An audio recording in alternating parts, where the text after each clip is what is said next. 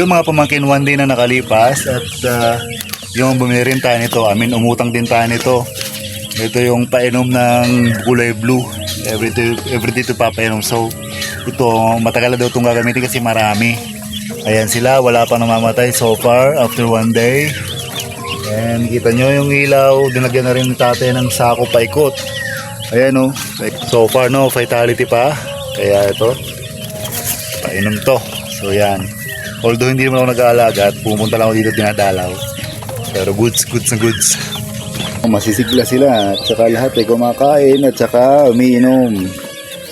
Yan, hopefully. Yun mga pamangkin, tingnan natin yung ating manok. 3 days na, 3 days old. Tingnan natin kung nagbago na ng sizes. Kasama natin yan si Tita Lee. Ito, yan o. Ayan. Wow, medyo malaki na. Teka lang, focus natin ha. Yun, masisigla. 3 days na, masisigla. And ano siya, ayan. So, yung mga pamangkin, wala pang fatality so far.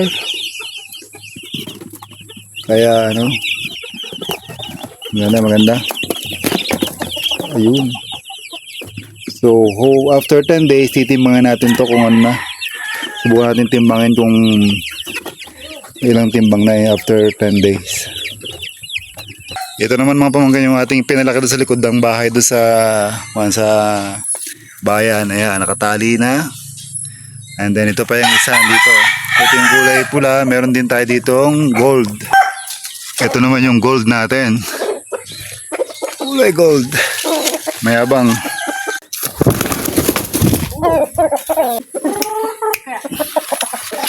O, sa'yo mapamangkin yung ating golden na tandang na pinalaki rin sa likod bahay doon sa bayan.